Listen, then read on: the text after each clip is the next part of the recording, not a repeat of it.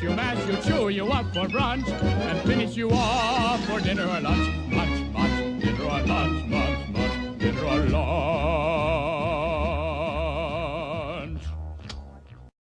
Hola a todos, bienvenidos a Filosofía Clase B, yo soy Oscar. Me preguntan si voy a hablar sobre las supuestas novedades respecto al sabotaje a un gasoducto del año pasado. No me parece que esto sea la noticia del año, la noticia de la década, como dicen algunos. Ni siquiera me parece que sea una noticia. Es un periodista que dice que habló con los militares, con algunos de los militares que llevaron a cabo esa operación y publicó un artículo, un libro al respecto. Afirmaciones extraordinarias requieren pruebas extraordinarias y este hombre está haciendo afirmaciones extraordinarias pero no está publicando pruebas extraordinarias. Es todo a mí me dijeron, a mí me contaron. Y además hay algo que suena muy extraño en su versión de los hechos y es: ¿por qué militares de bajo rango, los que llevaron a cabo la acción concreta, que además tenían altas probabilidades de ser hechos prisioneros e interrogados, por qué les iban a decir cuál era el objetivo político de esa acción? Técnicamente no hay nada de malo, ¿no? Pero pues como que algo no cuadra, ¿no? Realmente no me parece que tenga ningún interés esto. Me dicen que algunos autores despreciaban moralmente a la prostitución diciendo que era una forma de la mentira. Tiene sentido. Una prostituta necesariamente es una mentirosa. Tiene sentido. Que la prostitución esté en nuestros días totalmente aceptada es otra muestra de que el problema de fondo es que la mentira está totalmente aceptada. Este es un problema de base en el mundo de hoy. La total aceptación social de la mentira como algo normal es lo que está de fondo detrás de mil cosas que se ven como si fueran mil problemas independientes y no lo son. Es todo lo mismo, la mentira tiene buena prensa. Parece que estuviéramos viviendo entre medio de mil locuras. No, hay una sola locura. La idea de que mentir es algo bueno. Es la locura que está de fondo de todas las demás. Me preguntan, ¿alguien ha escrito algo acerca del Edipo femenino? Sí, bastante se ha escrito. Hay una autora, Melanie Klein, que se enfocó en este tema. Básicamente lo que decía Klein es que en el Edipo lo vio como un proceso más bien lógico que no vinculado concretamente a los vínculos familiares. Lo vio como una especie de proceso dialéctico hegeliano, donde primero se disocia la realidad entre un objeto bueno, satisfacedor de deseos, y un objeto malo, frustrador. Esta división primero se aplica al pecho materno, por parte del lactante. Y después, cuando el pensamiento progresa, el pensamiento racional progresa y el lactante se da cuenta de que el pecho bueno y el pecho malo es el mismo, esta distinción se traslada a otros objetos. Entonces ya no hay un pecho bueno, un pecho malo, hay un padre bueno y un padre malo, y así. Y así va cambiando, la misma dinámica va cambiando con el progreso racional, va cambiando con el tiempo. Decía Klein que esto establece una diferencia esencial entre los sexos, porque para el varón el padre bueno, la madre, es la misma que lo amamantaba, mientras que para la niña el padre bueno es el padre y el padre malo es la madre que lo amamantaba, lo cual implica una mayor violencia contra la realidad, implica un pensamiento sofístico mucho menos consistente, y por eso dice Klein que en la mujer en general hay menos lógica, más histeria y más homosexualismo. Tiene sentido, pero yo creo que la hipótesis, por ejemplo, para explicar em, por qué por qué la histeria es mucho más común en las mujeres que en los hombres, la hipótesis de Freud de que se debe a una educación defectuosa propia de la sociedad de su época tiene mucho más sentido. Eh, Supongamos que en cierta sociedad a los niños en la escuela lo hacen saltar desde una terraza.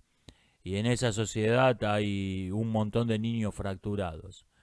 Eh, y alguien dice, bueno, hemos hecho un análisis de ADN, estudiado la contextura física y nos hemos encontrado con que la gente de este país tiene los huesos más débiles que la de otra parte, por eso debe haber tantas fracturas.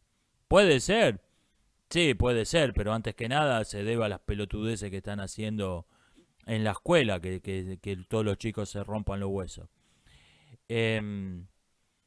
O sea, ante una explicación esencialista, una explicación que dice que hay un problema de base con un sexo, como la de Klein, y una explicación circunstancial, una explicación por circunstancias accidentales como la de Freud, me quedo siempre con siempre prefiero la explicación por causas accidentales.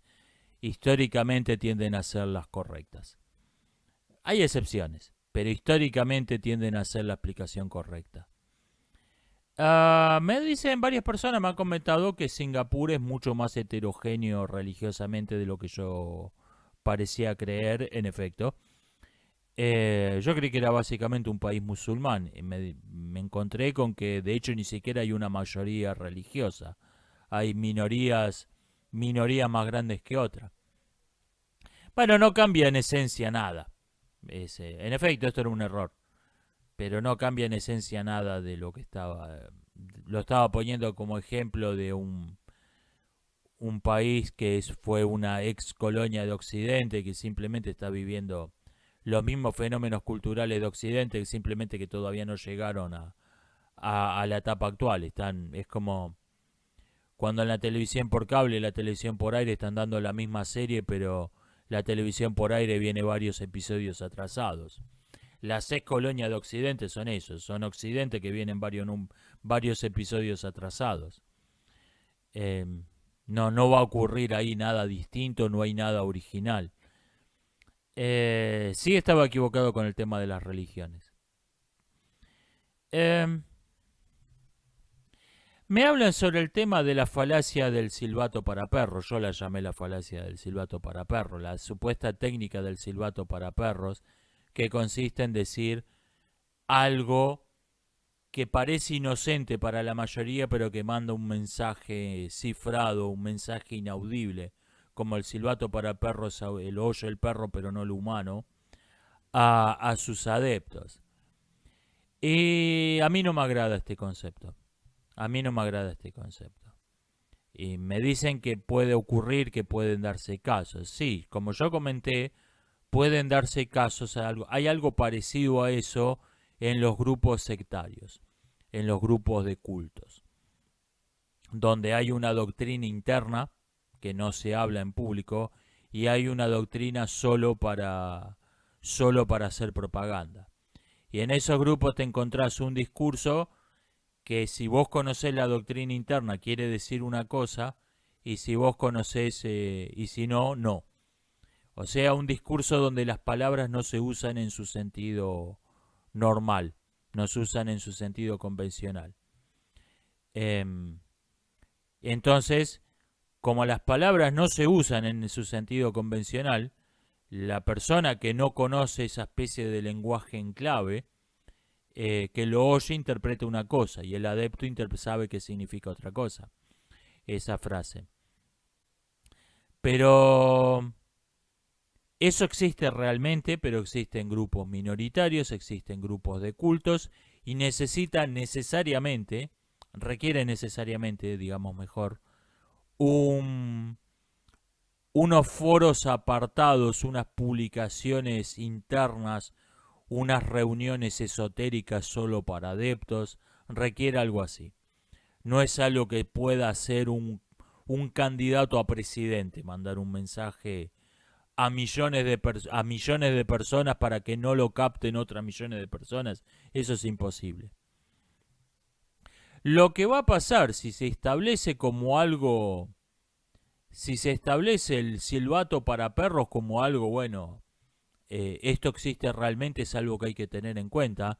Lo que va a pasar es que todo esto chiflado, que cualquiera que cree contenido y lo suba a internet los conoce, todos estos chiflados que viven en su propio mundo y te hacen decir algo que no dijiste, ahora te van a hacer poder meter preso. O sea, estos tipos siempre es un ladrillo que está en el límite de los caracteres aceptados. Y siempre es agresivo. Te escriben un ladrillo en la caja de comentarios. Vi tu video en contra de la independencia de Sumunda. Me parece que sos un malvado títere del imperialismo vendido que no respetás la independencia de los pueblos. Yo no hice ningún video acerca de Sumunda. No tengo ninguna opinión sobre el tema. Me parece que me estás confundiendo con otro. No te hagas el tonto. Acá te dejo el link. Ese video habla sobre los 7 mejores dildos surcoreanos y cuáles recomiendo. Sí, a mí no me engañé. Yo sé que en el video decís un montón de tonterías sobre los dildos surcoreanos para distraer, pero a mí no me engañás. Yo sé que el único propósito del video era oponerte a la independencia de Sumunda. Bueno, esos locos ahora te van a poder abrir una causa penal por incitación a la violencia, por apología del crimen o por lo que sea. Así. Ahora no. Si la falacia del silbato para perros se institucionaliza, esos locos ahora te van a poder abrir una causa penal por incitación a la violencia o por algún otro delito. Sin que necesiten aportar otra evidencia que tu video sobre los 7 mejores dildos surcoreanos. No me agrada. No me agrada ese concepto, no me agrada esa idea. Repito, existe algo así en el lenguaje sectario. Pero cuando alguien afirma, mirá, estos tipos, esto que parece que significa A, en realidad significa B, tiene que aportar evidencias concretas que lo demuestren. Por ejemplo, mirá, esto es un folleto de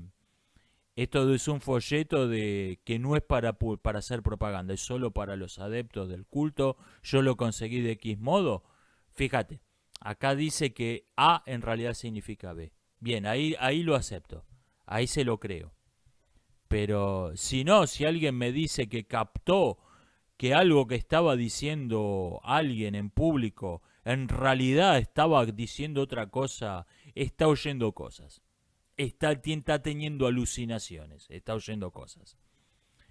Y no me agrada que a una persona se le pueda abrir una causa penal porque alguien oye cosas. No me simpatiza.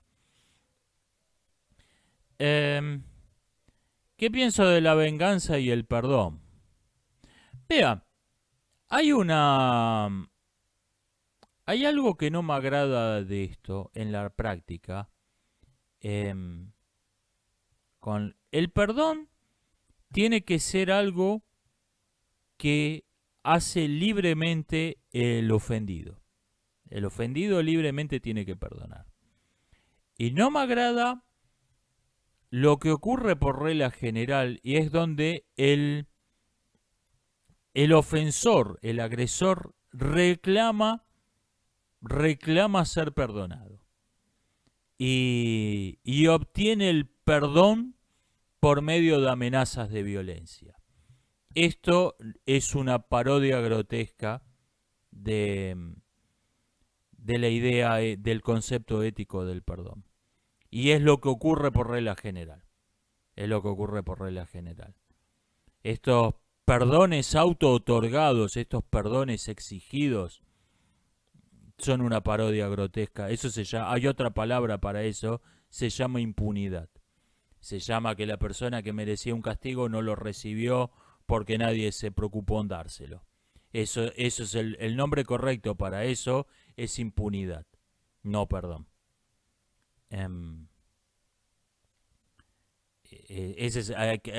Soy partidario no soy partidario de la venganza, no soy partidario del perdón. Soy partidario de llamar a las cosas por su nombre. Me dicen que Cantinflas fue un actor que hizo toda su vida un solo personaje. Y es verdad, pero lo hizo bien. O sea, ¿cuántos actores pueden decir lo mismo? Hace bien un personaje. Me parece que es una... No es la clase de actor a la que me inspira más admiración, ¿no? Suele ocurrir con los personajes de comedia, que la pegan con un papel y hacen toda la vida ese personaje. Me inspira mucho más admiración el actor como Gary Oldman, el que se transforma de un personaje al otro. Eso me impresiona mucho más. Me dicen que en Misery Stephen King pensó a un escritor alcohólico que escriba a su vez a un héroe en su novela muy superior al mismo, que no tiene todos los defectos que tenga el mismo. Sí, pero en este caso, para empezar, estamos hablando de un personaje de ficción, no de Stephen King. Y aunque Stephen King ciertamente tuvo problemas de adicciones en su vida, eliminar en el héroe de la historia, eliminar el problema con los problemas que tiene el autor con la bebida, yo lo incluiría dentro del rubro eliminar un obstáculo exterior, un obstáculo externo. Es como hacer al héroe más valiente. Yo creo que uno puede inventar un personaje mejor que uno mismo, más noble que un escritor puede inventar un personaje más noble que él mismo, haciéndolo más valiente, haciéndolo menos corruptible, sacándole debilidades como el tener una adicción y por otros recursos similares, o sea, eliminando obstáculos externos a la acción. Lo que no puede hacer un autor es crear un personaje que tenga mejor criterio que él mismo, que ante un dilema ético tome una mejor decisión de la que tomaría el autor.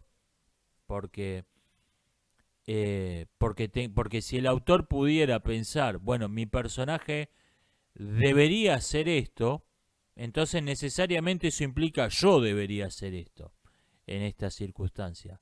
En ese sentido digo que no puede un escritor pensar un personaje más noble que él mismo. Le puede sacar todos los obstáculos externos. Le puede sacar su pereza, le puede sacar sus vicios, le puede sacar su cobardía, lo puede hacer incorruptible. Mientras que él por ahí, bueno, yo creo que se debe hacer A, pero si me da un 500, hacemos B. Le puede sacar todo eso. Lo que no puede hacer es inventar un personaje que diga se debe hacer A, aunque él, el escritor, crea que se debe hacer B.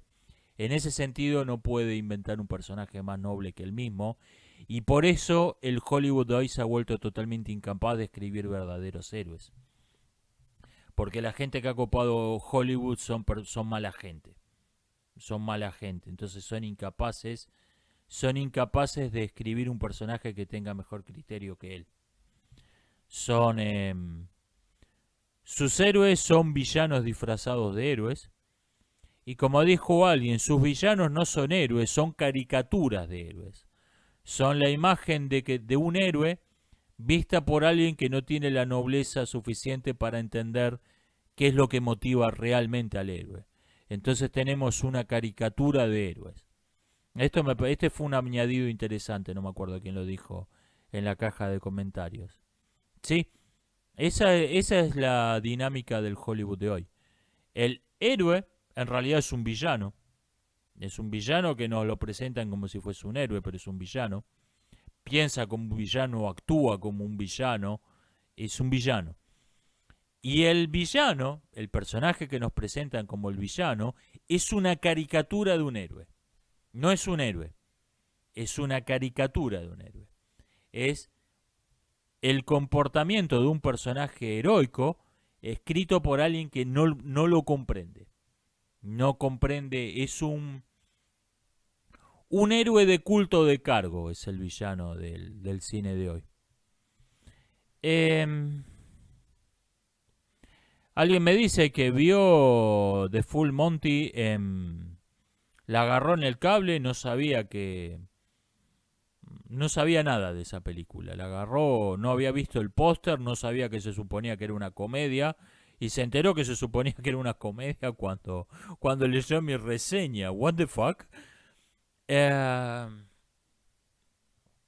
Yo en serio creo seriamente que esa película fue escrita como un drama y en algún momento vieron que les quedó tan mal que dijeron vamos a pretender que es una comedia.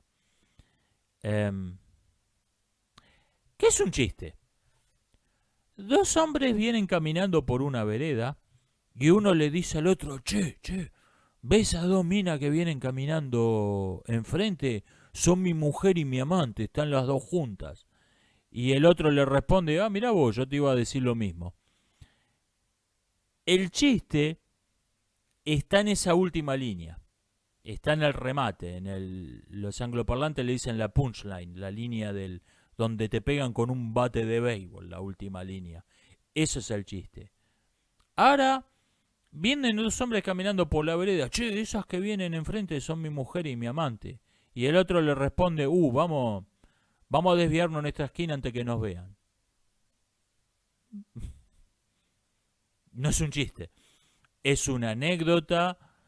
Puede ser parte de una escena. Puede ser cualquier cosa. No es un chiste. Bueno, The Full Monty es eso. Esas que vienen enfrente son mi mujer y mi amante. Vamos a desviarnos en esta esquina para que no nos vean. ¿Y la comedia? ¿Dónde está? Repito, no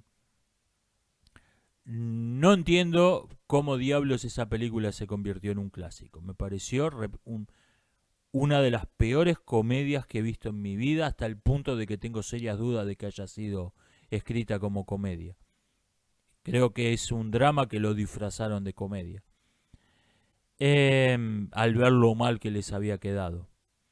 Me preguntan si vi La ballena. No. ¿Qué opino de los que dicen que ese documental o película, no sé qué es gordofóbica? Gordofóbica no es una verdadera palabra, es pseudolenguaje.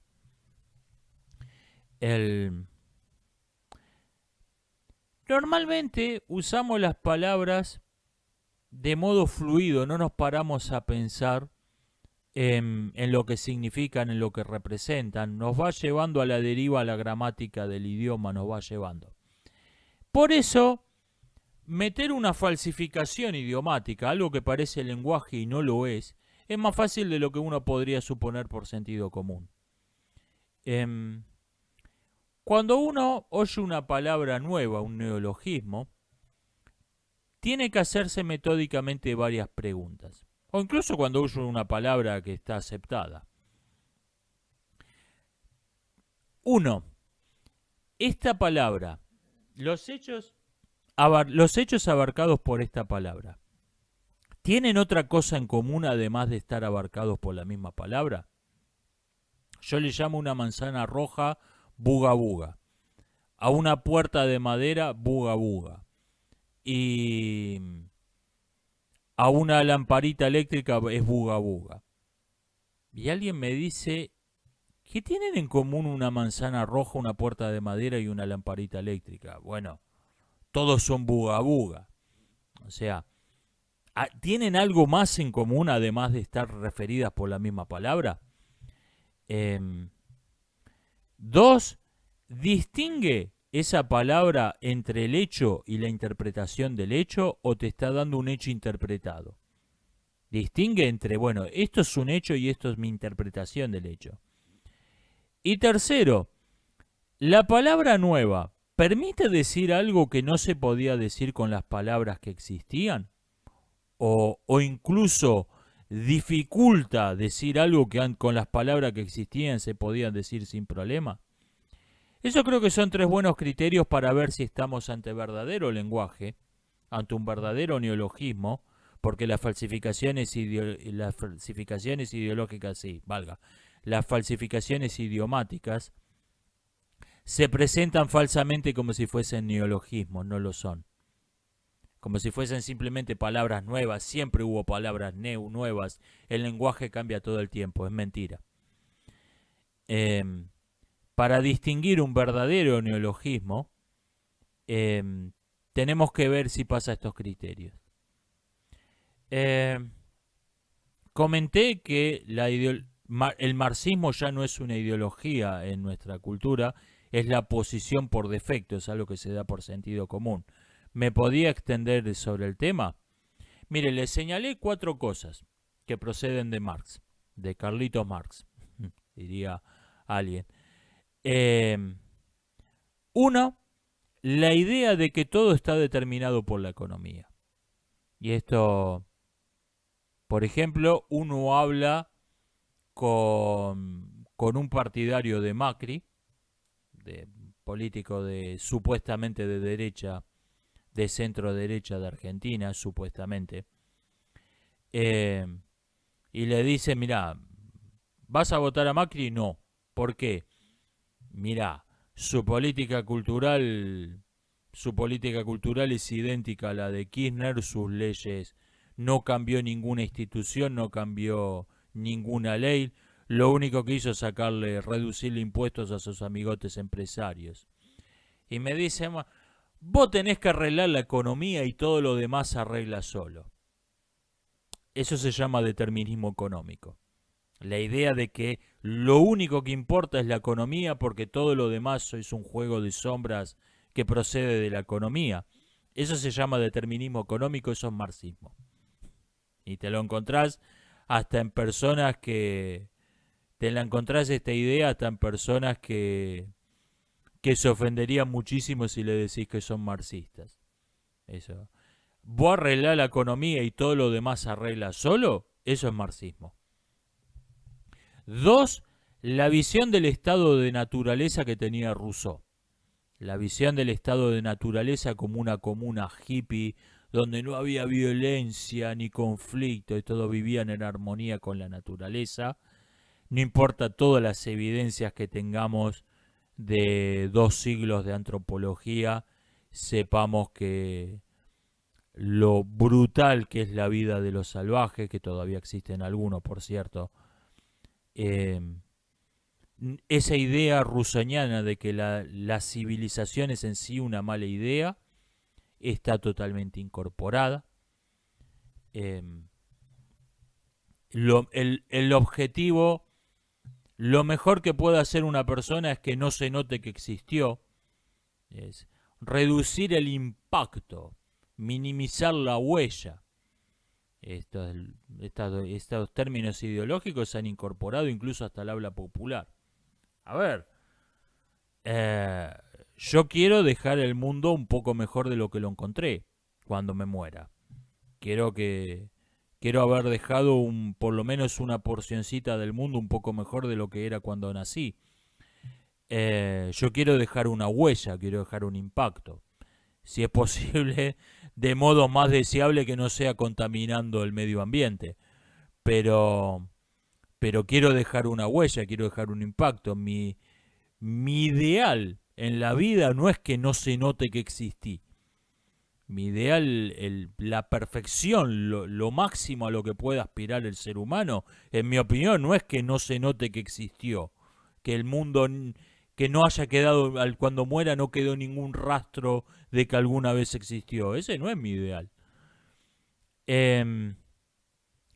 Tercero, la historia inventada por el Partido Comunista es la historia oficial.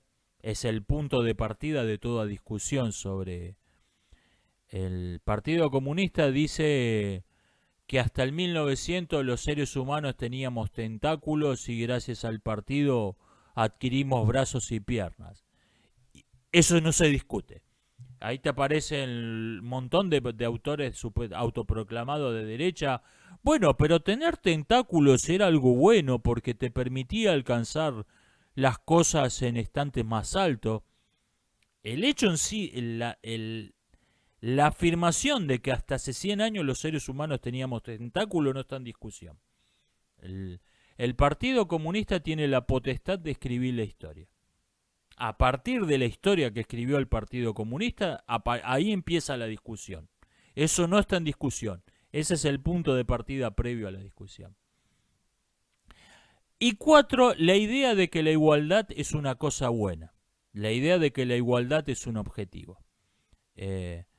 Bueno, está bien, a usted no le agrada esta ideología, pero ¿cómo piensa combatir la desigualdad? De ningún modo. La desigualdad es el estado natural del ser humano. Los seres humanos por naturaleza no somos iguales. Porque la igualdad no es un objetivo, no es un objetivo que me interese. Esto, nuevamente, es, ok, tenemos que pensar un modo de combatir la desigualdad. O sea, son marxistas. O sea, este es el problema. No son los partidarios, los pelotudos que leen Das Kapital y creen que eso es la revelación del sentido del universo. Esos son minorías, no tienen importancia. Lo que importa realmente es este marxismo que se ha convertido en sentido común. Que se da por sentado. Es la posición por defecto. Y de hecho, cuando vos te oponés, pareces una especie de loco que está negando que 2 más 2 sean 4. Es algo que todo el mundo da por sentado al empezar la discusión. Esto es postulado marxista, que todo está determinado económicamente, que la igualdad es algo bueno, que el estado de naturaleza es algo maravilloso y que la historia es lo que dice el Partido Comunista que es la historia. Estos postulados se han convertido en sentido común. Me preguntan también, he afirmado que después de lo woke vendrá el fundamentalismo religioso en nuestra civilización. ¿Me puedo extender sobre este tema? Me refiero a que son los únicos verdaderos opositores que existen. Son los únicos verdaderos opositores que existen. Y en algún punto, cuando el discurso oficial obligatorio lleve a la gente la enfrente con que el discurso oficial los va a destruir, los va a matar, se va a activar el instinto de supervivencia y va a buscar, bueno, ¿qué otra opción hay? Y se va a encontrar con que hay una sola opción, que es el fundamentalismo religioso. Esto ya pasó en otras partes. Y, o sea, nosotros somos en este caso los que vienen un par de números atrasados. Esto ya pasó en otras partes. Y no queda otra opción. Porque todo otro grupo de personas a las que le desagrade el discurso oficial tiene una cobardía repugnante que le impide atacar el discurso oficial. Entonces son de hecho oficialistas. Son de hecho oficialistas. No importa cuánto desprecien el discurso oficial en su interior. En su interior probablemente el cangrejo haya unificado la física. Si no lo publica, si no lo dice, es un cangrejo. No me importa que tanto desprecie el discurso woke la mayoría en su interior. Exteriormente son oficialistas. Bueno, estamos todos de acuerdo con el discurso oficial, pero voy a decir esta cosita. No vayan a ver, nosotros decimos que somos opositores, pero no vayan a pensar que queremos cambiar. Todas las leyes van a seguir iguales, todo va a ser, no vamos a cambiar nada. No vayan a pensar que queremos cambiar algo. Decimos que somos opositores, pero no queremos cambiar nada. Alguien dice, bueno, nosotros nos oponemos a X, pero ojo que tenemos un profundo respeto, creemos que la gente que hace esto, que X son seres de luz superiores a los que no merecen otra cosa que adulación y respeto. En algún punto todo el mundo va a decir, bueno, ¿quién no está de acuerdo? ¿Quién sí quiere cambiar las cosas? ¿Quién no respeta a la basura humana ¿Quién no tiene el menor respeto por la basura humana que el discurso oficial ha puesto en un pedestal? Los fanáticos religiosos. Es la única opción que hay. Y por si alguien cree que estoy diciendo esto es una expresión de deseo, aclaro que soy ateo. No es una sociedad en la que me vaya a gustar vivir, la que viene. No me va a gustar vivir más que en la que estamos viviendo hoy.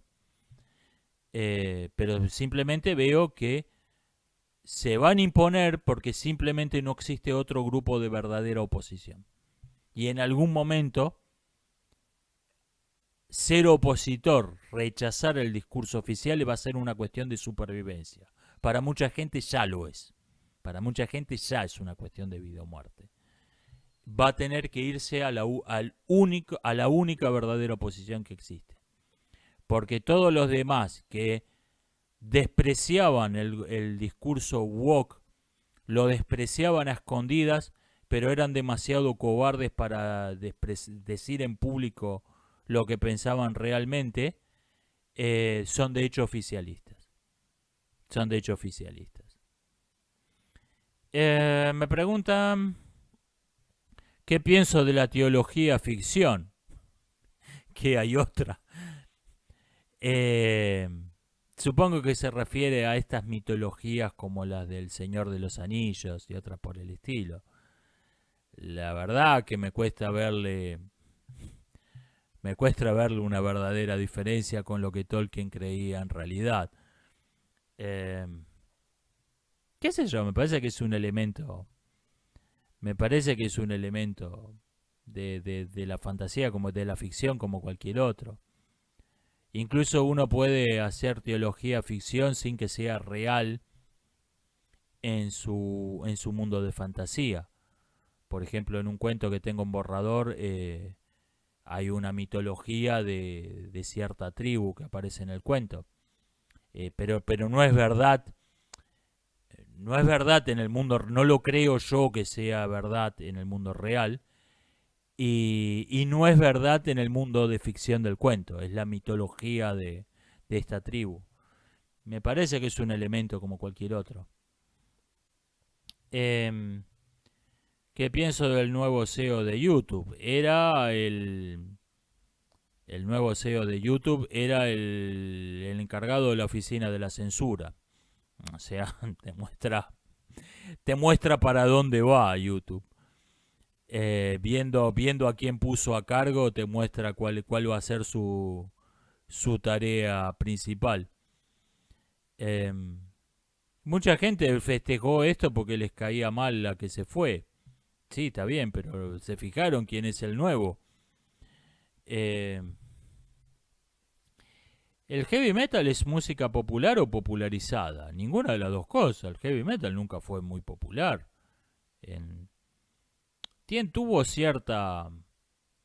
Hubo algunos grupos de metal mainstream como Metallica, Megadeth y un par más, pero nunca fue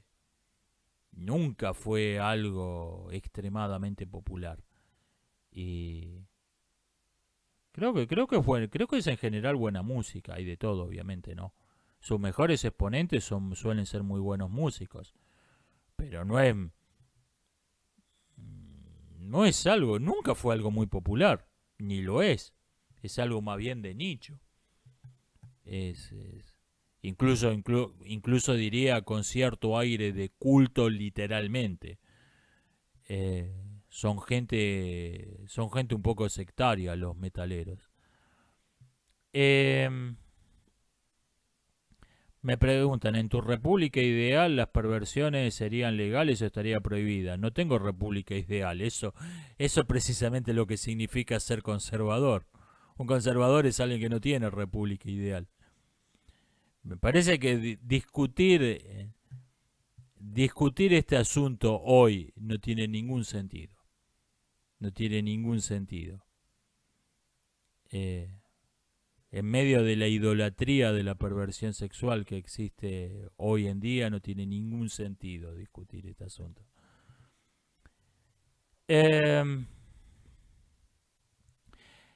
¿Qué hay que hacer cuando los deepfakes se vuelvan algo cotidiano? Que yo creo que ya es el caso. O sea, todavía hay muy pocos, pero dentro de nada va a estar llena, YouTube va a estar lleno de videos deepfake. Yo creo que hay que aplicar los mismos criterios para chequear información que aplicamos al texto, que aplicamos a las palabras. La imagen ya no tiene peso propio, porque hasta hace muy poco uno suponía que la capacidad de mentir con palabras era ilimitada. La capacidad de mentir con imágenes, con audios, estaba limitada. Entonces, podía estar fuera de contexto. Lo que alguien por ahí te mostraban un pedazo de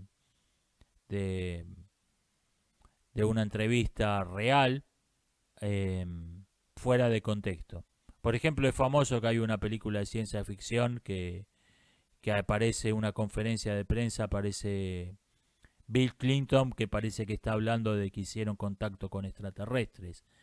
Y es una conferencia de prensa real de Bill Clinton, pero la metieron en una película sobre invasiones extraterrestres y cambiándole el contexto, pasó a significar otra cosa completamente distinta y no de lo que estaba hablando realmente Clinton. Hay alguna clase de videos que eran muy fácil de manipular. Por ejemplo, el año pasado había un video que era supuestamente de una insurgencia que estaba ocurriendo en una ciudad de Ucrania tomada por los rusos, y el video era una persona que era en efecto en esa ciudad, esto lo confirmó alguien, poniendo el teléfono en la ventana, enfocando el horizonte, y se escuchaban disparos. No se veía gente corriendo, disparando, explosiones, se escuchaban disparos de armas de fuego. Lo puedo hacer yo con el editor de fotos de Microsoft, ese video. Entonces, convenía tomarlo con pinzas. Ahora hay que tomar con pinzas todo, porque ahora te aparece Putin diciendo, no con subtítulos truchos, diciendo realmente con subtítulos falsos. Te aparece Putin diciendo, vamos a lanzar la bomba atómica sobre Kiev. Tenés que tomarlo como si fuera un texto. Putin afirmó que va a lanzar la bomba atómica sobre Kiev. Ok, ¿cuál es la fuente? ¿De dónde procede? ¿Cuál es la fuente original? Lo tenés que tratar como si fuera texto. El hecho de estar viendo a Putin realmente diciendo lo que dicen que dijo, ya no tiene más valor que un Putin dijo. Me contaron, a mí me dijeron. Ya no tiene más valor. Lo tenés que tratar al video como si fuese texto. Esto es lo que estoy haciendo yo ya. Hasta hace unos meses lo hacía con alguna clase de videos. Donde un video que lo podía hacer yo. Eso no tenía... dicen que hay insurgentes, que hay combates en esta ciudad. No tenía más valor que un dicen. Ahora tenés que tratar a todo video así. A todo video. Lo tenés que tratar como si fuese texto. Como si fuese alguien afirmando una cosa. Va a estar complicado esto. Todos sabemos el poco interés que hay en internet por la verdad. Lo poco que se chequea información. A pesar de que chequear información es más fácil que nunca. Antes, hasta los 90s, algo que leías en un libro, por ahí te sonaba raro, pero le tenías que conceder el beneficio de la duda al autor. Ahora podés chequear todo en segundos. Pero con tenemos, la gente de a pie, tenemos una capacidad de chequear información que no tenía la BBC en los 90. Que no tenía la BBC en los 90. Y sin embargo nadie chequea nada. Que va a estar difícil, va a estar difícil. Me dicen que ya hay circulando videos, sí, yo supe de uno de Biden. Me dicen que hay uno de Putin ahora. ¿Sí? Ya es una realidad esto, no es algo que va a ocurrir en el futuro. Ya estamos ahí. Va a estar complicado. La inmensa mayoría de las personas, si le oye decir a Biden, a Putin, a Montoto, algo que no contradiga, que tienda a reforzar cierto discurso ideológico, automáticamente va a asumir que es verdad. Automáticamente lo va a dar por bueno. Incluso no le va a importar si es verdad. Automáticamente lo va a dar por bueno. Sí. El límite entre la ficción, la fantasía y la realidad se va a volver todavía más difícil, más difuso, quise decir, de lo que ya es. El límite entre la realidad y la fantasía se va a volver cada vez más difuso en Internet. ¿Recomiendas a Roger Scruton? Sí, aunque no estoy muy de acuerdo con su idea central. Roger Scruton dice básicamente que la civilización occidental venía bárbaro y en algún punto se apartó de su camino, entró en algún camino equivocado. Y tenemos que volver al punto donde nos desviamos y seguir por el rumbo donde veníamos. No estoy de acuerdo con esa visión de la historia de Occidente. No, yo creo que estamos en el camino por el que veníamos. Y no existe una solución fácil de qué cagada, volvamos al desvío y retomemos el camino. No existe esa solución fácil.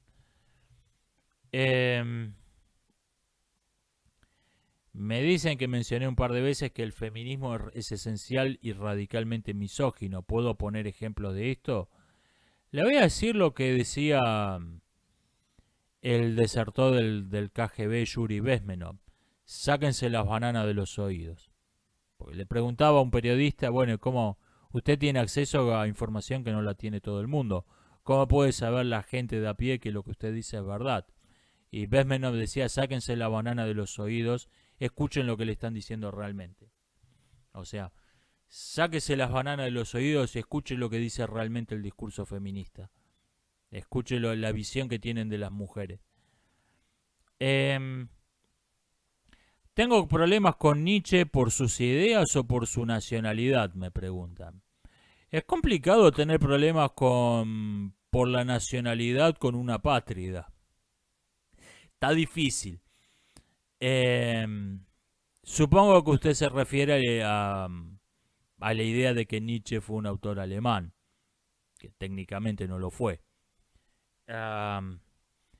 Nietzsche vivió en una época donde era un asunto en discusión la ideología llamada pangermanismo, la idea de que todos los estados donde había una importante minoría o una mayoría que se identificaban como alemanes tenían que formar un estado nacional, y a esto se oponía la opinión de la gran mayoría que decían que eso era una mala idea, que esos estados pequeños que no podían existir como estados nacionales tenían que ser repartidos entre varios estados,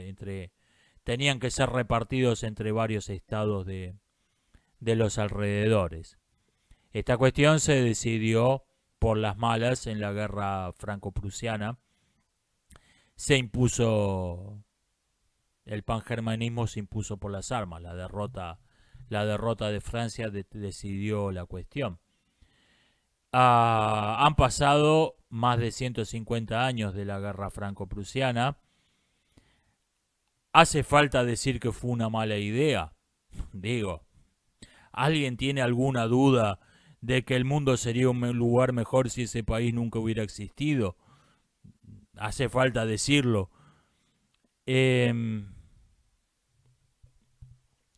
Me preguntan si la frenología es obsoleta. Sí, pero varias formas de la misma están camufladas, disfrazadas, haciéndose pasar por ciencia. La frenología nunca tuvo un rigor como para ser considerada realmente ciencia. En su núcleo es una falacia de confundir correlación con causalidad. O sea, desde el vamos nunca tuvo rigor para ser considerada una verdadera ciencia. Y la pseudociencia de la frenología, hoy mayormente llamada como tal, como lo que es, pero hay un montón de frenologías disfrazadas, mayormente como genética. Hay una todas estas pseudociencias de la medicina genética, de la epidemiología genética, son frenología con análisis de ADN. Es la misma pseudociencia con disfraces nuevos. Me preguntan, ¿qué les recomiendo para organizarse mejor? A buen puerto viene por leña. Aparte de Tucídides, ¿qué historiadores antiguos recomiendo? Salustio, La guerra de Yugurta, es un libro estupendo. Desde luego es propaganda del Imperio Romano, ¿no? Pero es un libro muy bien escrito. Le recomiendo a Tácito. Yo tengo muy alta estima a Dioniso de Halicarnaso, que es considerado mayormente un autor menor. Yo lo tengo muy alta estima. Es curioso, la civilización occidental moderna superó a la greco-romana prácticamente en cualquier métrica que tomemos. La ciencia moderna fue superior, la tecnología moderna fue incomparablemente superior, la filosofía estuvo como mínimo a la par, nuestras matemáticas son superiores, nuestras leyes eran mejores hasta hace unos pocos años, nuestra medicina era superior hasta hace unos pocos años. Se puede discutir la arquitectura, como mínimo estuvo a la par la arquitectura moderna, la filosofía moderna como mínimo estuvo a la par. Y sin embargo, los occidentales modernos nunca pudimos alcanzar la altura de los historiadores greco-romanos.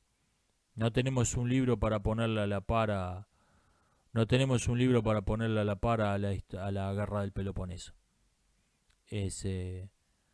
Supongo que porque el método científico que lo usamos para todo no era un método muy apropiado, muy bueno para la historia en particular.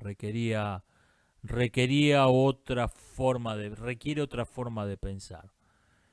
Como sea, los historiadores antiguos siguen siendo los mejores.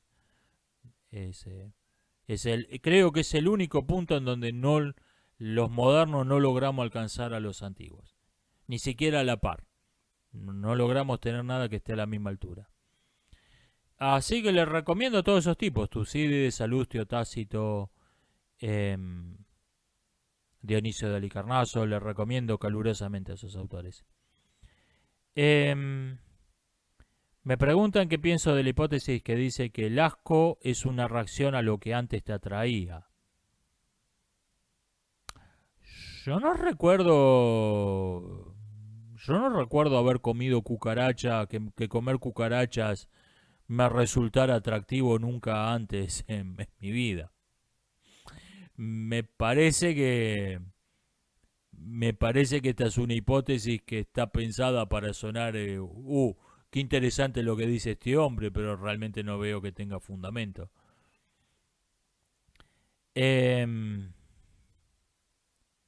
Me preguntan, filósofo griego favorito, Anaxágoras. Por ahí unos años atrás, un par de décadas atrás, le hubiera dicho que Diógenes. Pero no, hoy lo tengo en muy alta estima Anaxágoras. Estilo de pintura favorita. Estoy entre el realismo me refiero al realismo, no al realismo socialista, el verdadero realismo, y el neoclasicismo. Esos son mis estilos favoritos. que fue después, a partir de ahí todo fue cuesta abajo. Me gustan algunos impresionistas. Me gustan algunos impresionistas, pero tengo una relación de odio-amor con el impresionismo, porque me gustan mucho algunas de sus obras. Tipos como Monet han hecho cosas que me gustan mucho, pero también no dejo de ver que ahí es donde se empezó a ir toda la mierda con el impresionismo. Pero bueno, me preguntó cuáles son mis favoritos. Le diría el realismo y el neoclasicismo. Esos son mis estilos pictóricos favoritos. ¿Qué pienso de cierto dictador austríaco como pintor? Yo creo que era un aficionado decente. Lo que pasa que no nos cae muy simpático, no vemos sus pinturas con buenos ojos, entonces todo el mundo la ve buscando defectos. Yo creo que era un aficionado pasable, era un aficionado decente.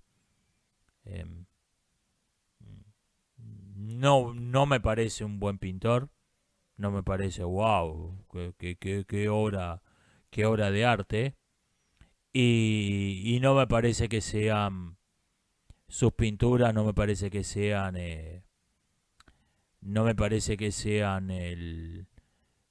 The Room de las bellas artes.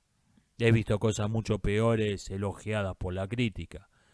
Creo que era un aficionado decente.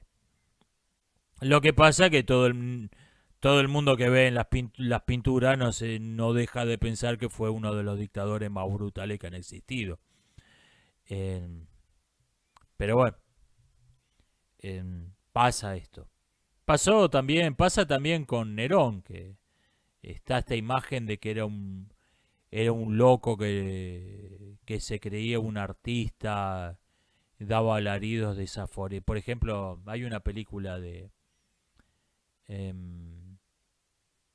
se me ha olvidado, una de estas películas de romanos de la década del 50 que lo pintan como un loco dando alarido y todos los aduladores cortesanos, oh, maravilloso canto, señor emperador.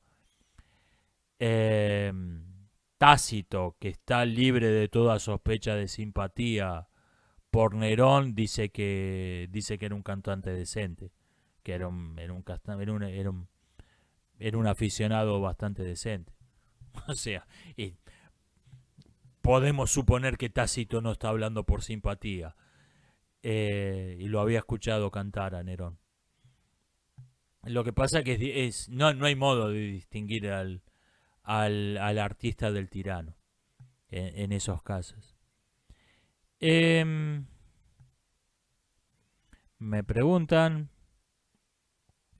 ¿el partido del pintor austríaco fracasado tomó ideas de Kant y de Nietzsche? De Nietzsche sin duda. El Übermensch, el superhombre, es un concepto nietzscheniano. Por más que este vínculo, algunos fans de Nietzsche lo quieran barrer abajo de la alfombra. De Kant, no, supongo que se refiere a la afirmación de Eichmann, que él se consideraba un kantiano, un hombre que impone el deber al sentimiento. Bueno, que esto motivó en Hannah Arendt que escribir un ensayo que creo que es un libro entero, donde básicamente lo que dice que entendió espantosamente mal a Kant. No es esa, no es la ética kantiana, no es yo obedezco órdenes, no es así. El Nietzsche, en cambio, yo creo que a Nietzsche lo entendieron correctamente. A Nietzsche lo entendieron lo que estaba diciendo realmente Nietzsche.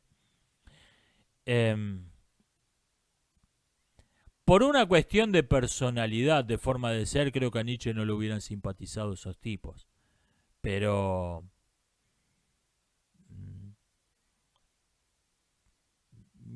por una cuestión de sentimiento, de feeling.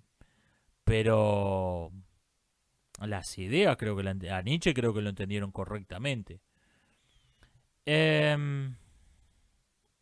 Me dicen hablé de que no me gusta el concepto de secta culto. ¿Me puedo extender más sobre el tema?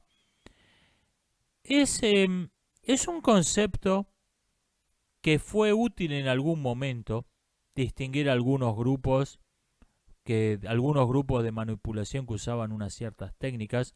Me fue útil a mí ese concepto en algún momento de mi vida. Pero creo que, o sea, para identificar, este grupo es una secta, me fue útil a mí. Pero creo que en este momento está dejando de ser útil y se está convirtiendo en un instrumento de confusión, en la secta culto. Porque sugiere la idea de un grupo pequeño, extraño, que funciona de modo completamente distinto a la sociedad normal. Esta idea que aparece, por ejemplo, en películas como La otra cordera de 2020, la visión de la secta como un puñado de chiflados viviendo en el medio del bosque. ¿Existen esos grupos? Sí.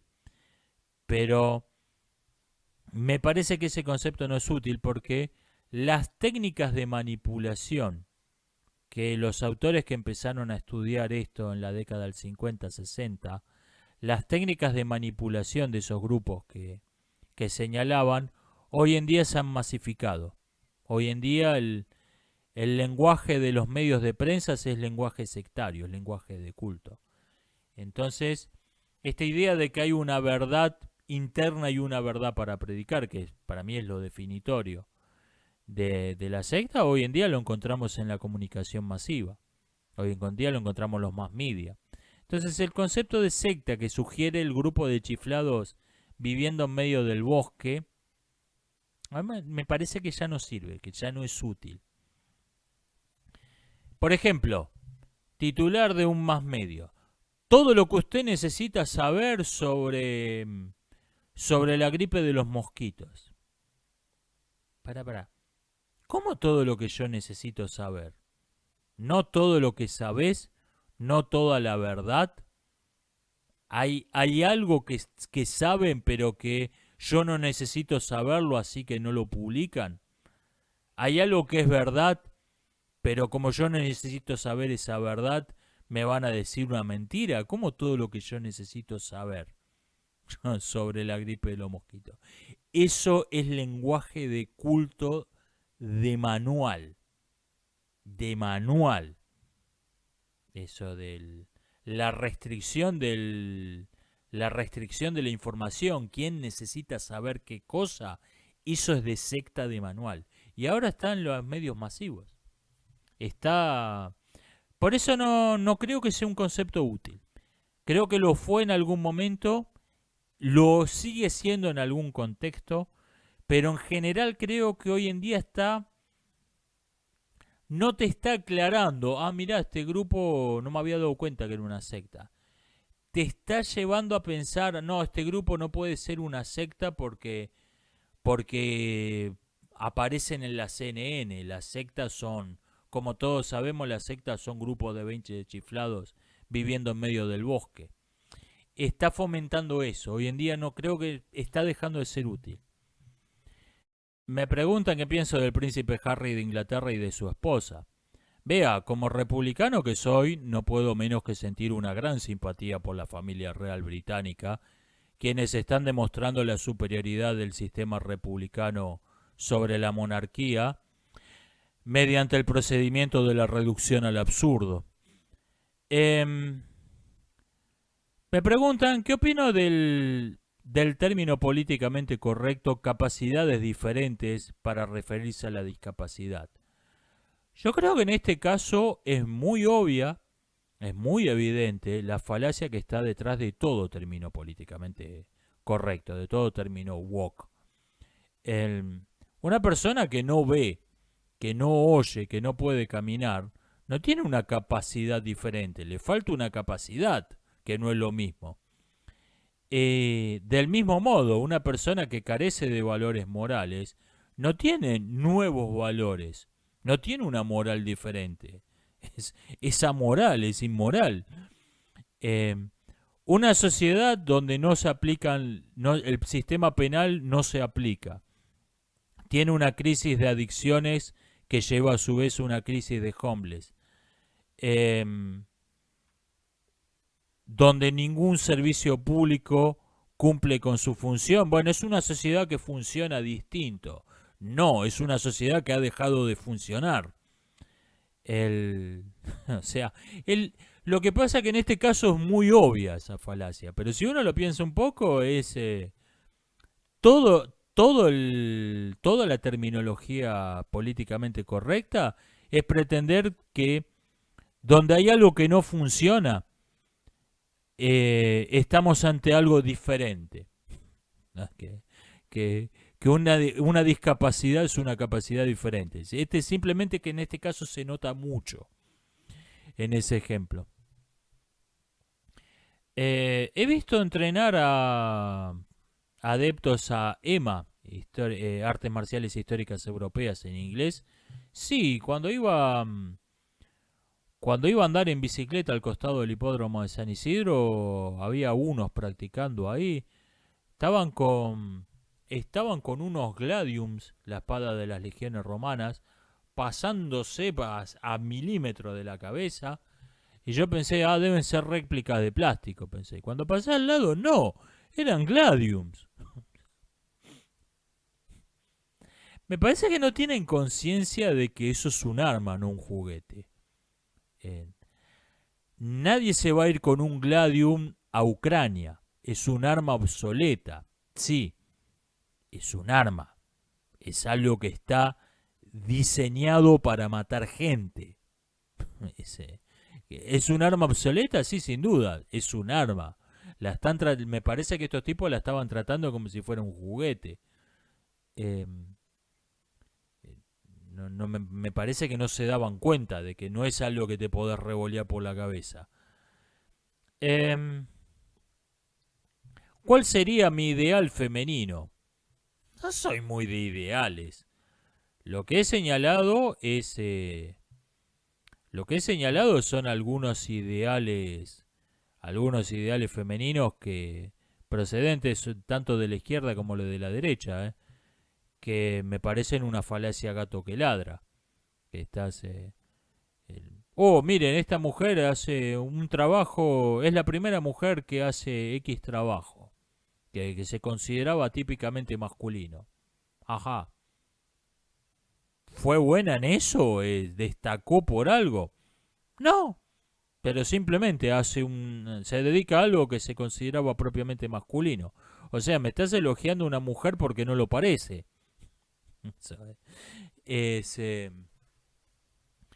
Igual cuando un montón de gente había salido a poner a la luchadora de MMA y actriz Gina Carano como el ejemplo de lo que tiene que ser una mujer.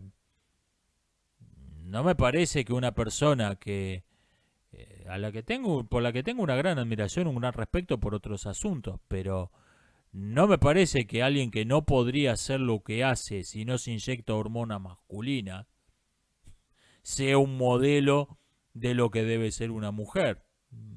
No estoy de acuerdo.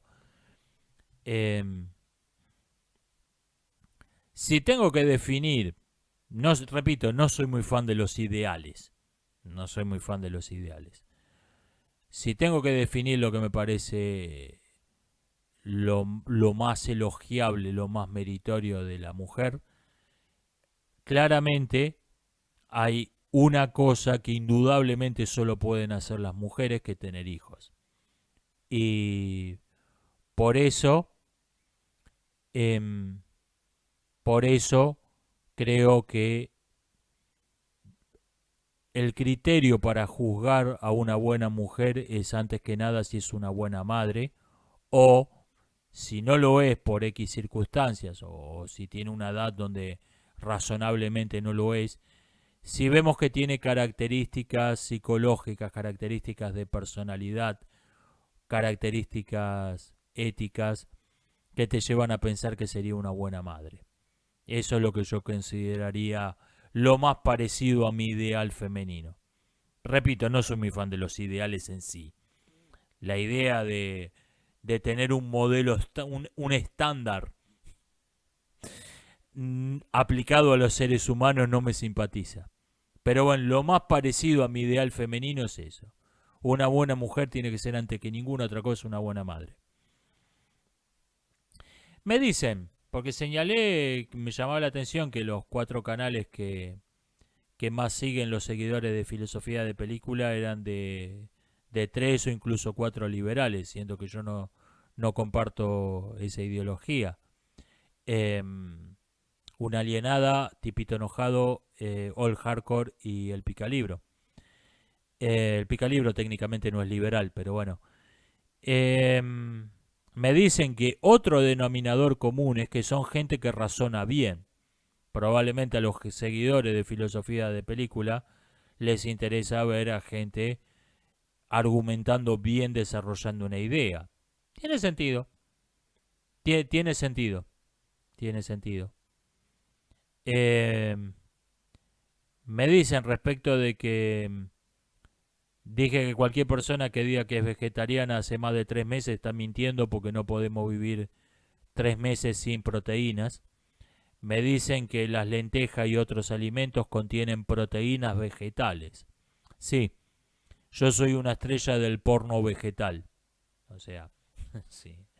Digo, si algo que no son proteínas le vamos a llamar proteínas vegetales, bueno, yo soy una estrella del porno vegetal.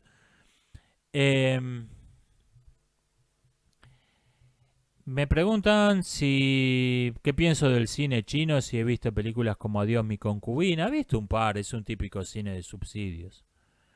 El único que hizo algo que se podía ver en China y no duró mucho fue Zhang Yimou, que cuando estaban tratando de copar el mercado internacional, de hacer películas para el resto del mundo, ahí tuvieron que hacer un cine de verdad. Y tampoco me parecen películas clásicos inmortales. Me parece que es lo que se puede ver del cine chino.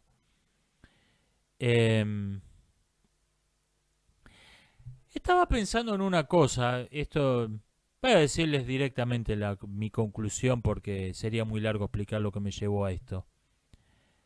Las políticas de segregación racial pueden ser explícitas, como las que tienen cada vez más países, donde vos podés hacer algo si pertenece a cierto grupo demográfico, podés hacer algo y si no, no.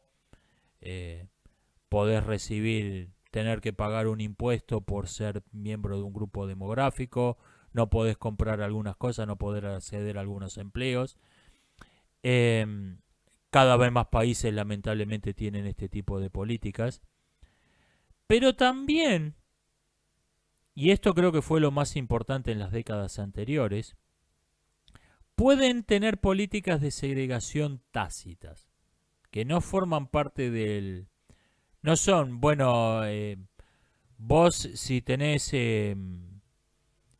cierto aspecto físico no podés comprar esta marca de automóviles. No son políticas de segregación explícitas, sino que el hecho en sí de que se considera que hay razas superiores y razas inferiores es algo que no está reconocido legalmente, no está reconocido formalmente, pero es algo que se aplica como un postulado tácito en la diplomacia de una nación.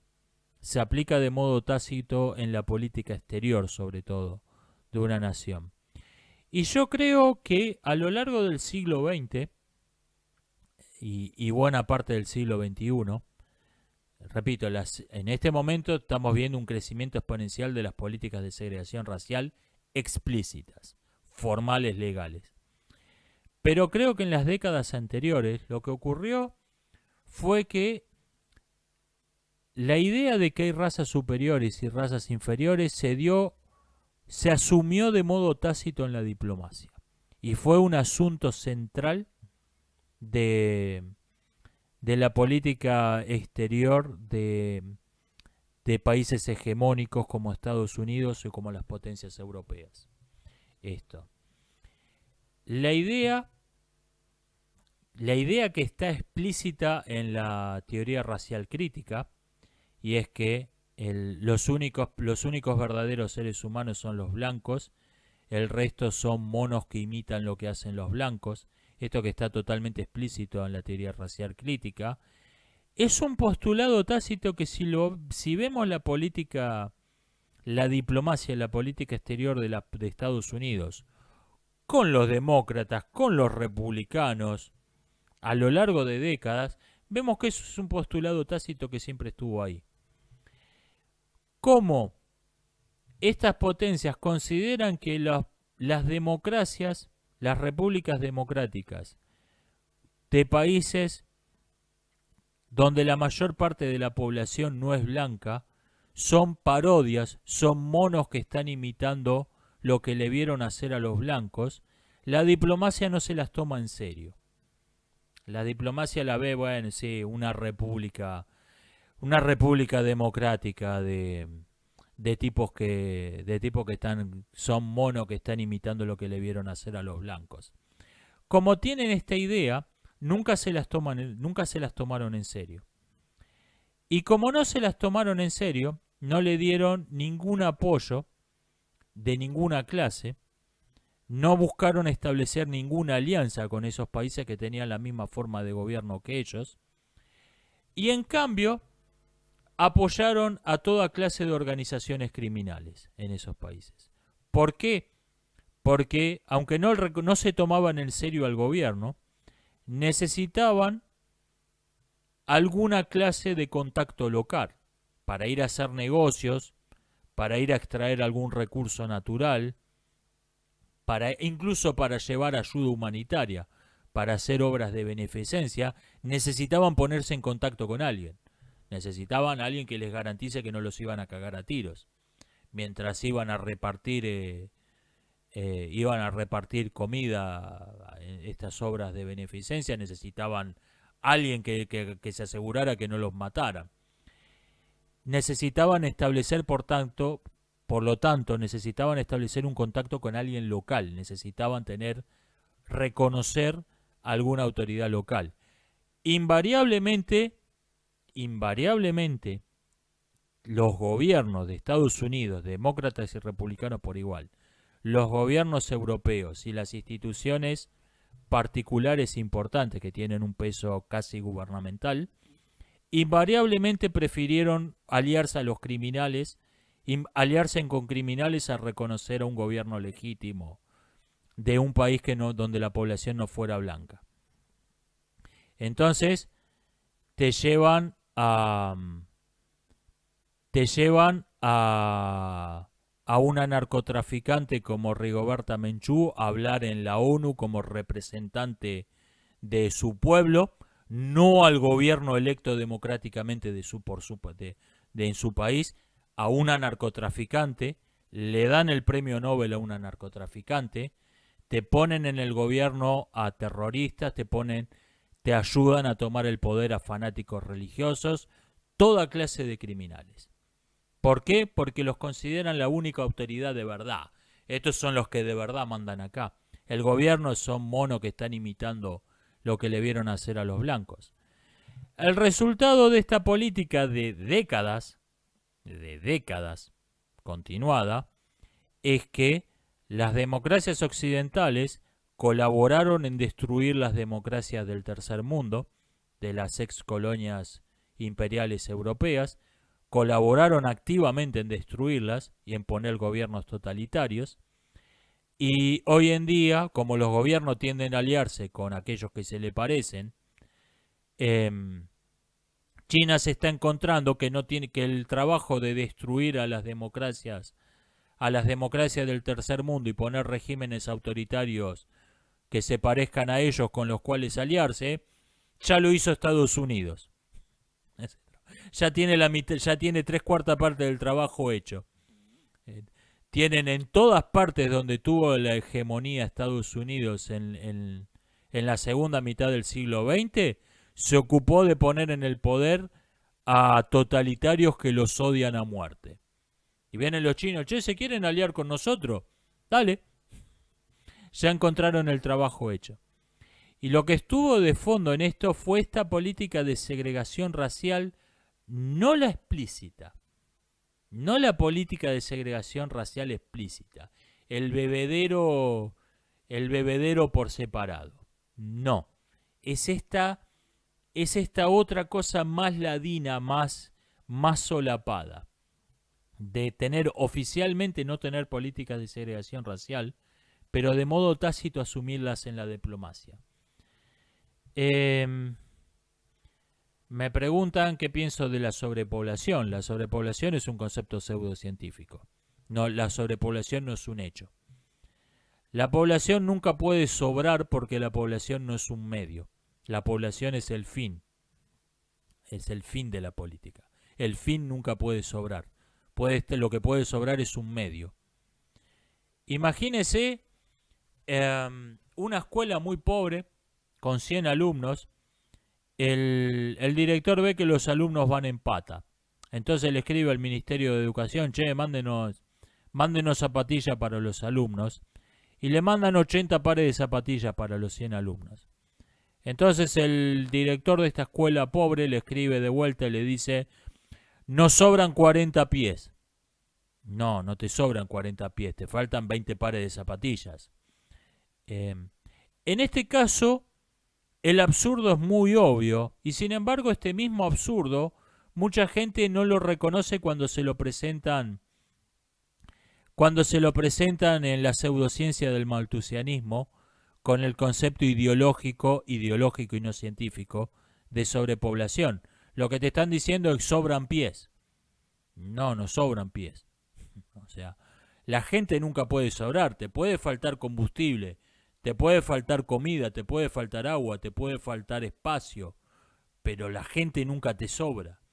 Esto es un error.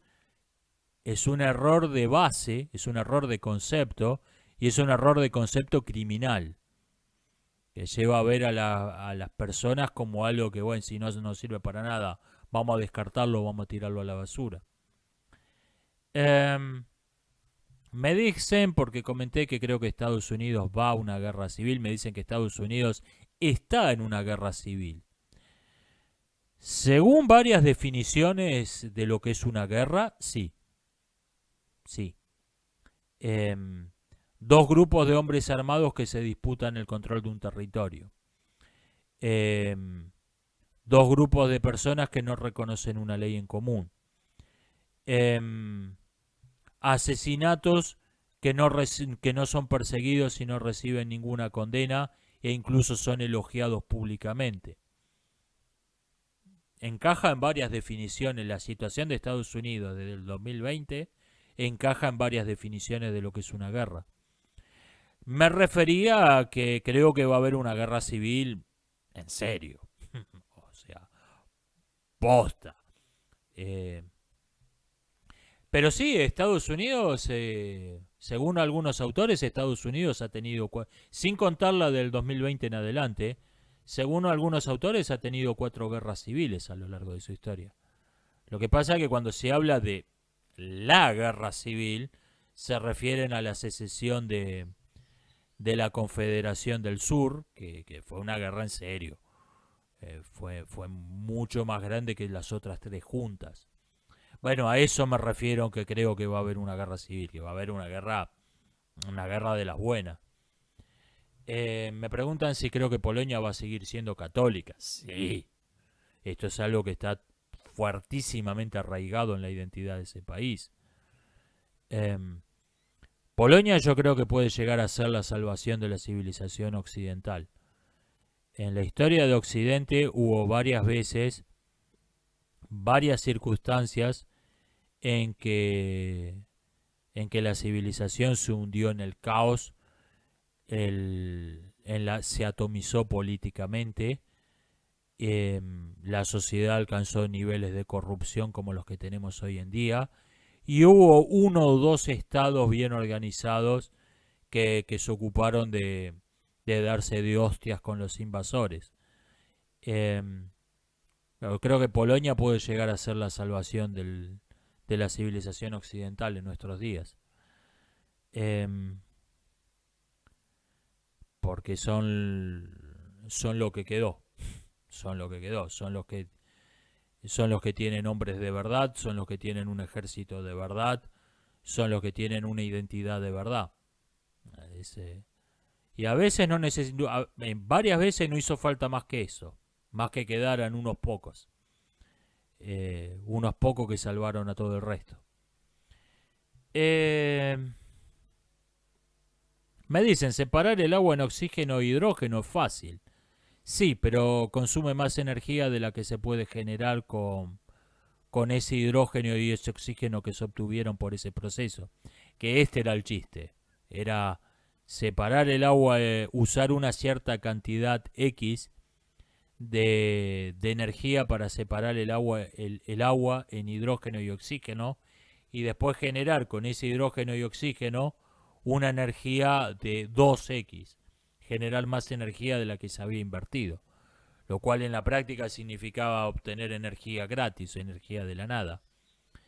Esto no funcionó. Se creía en el siglo XIX que era lo que venía. Seguí participando. Era lo que estaban buscando todos los laboratorios, incluso muchos químicos aficionados en el siglo XIX. Nunca funcionó. Me preguntan, ¿el nacionalismo es una ideología identitaria? Puede serlo. O sea, el nacionalismo en sí no. El nacionalismo es el apego que tiene. El apego natural que tiene una persona a las circunstancias concretas en las que ha vivido, su familia, su barrio, el club de fútbol en el que jugaba, que se extienden en un apego a una especie de gran familia. Eso no es una ideología identitaria. Ahora, hay cierta ideología nacionalista donde si vos naciste al oeste de este río, sos un hermano, un compatriota, un ser de luz que forma parte de la estirpe superior, y si naciste al este, sos la escoria de la tierra, sos un enemigo que debe ser mantenido a raya y llegado el caso eliminado. Eso es feminismo geográfico. Y por cierto, cuando yo iba a la escuela, no se crean que era muy distinto en los primeros años de mi educación primaria, en la época de los milicos, era este feminismo geográfico era algo que se buscaba inculcar en los niños. Eso sí es una ideología identitaria. El nacionalismo en sí no. Yo creo que eso es una degeneración del nacionalismo. Mejor Superman live action, Christopher Reeve, por supuesto.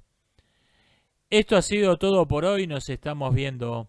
Hasta la próxima.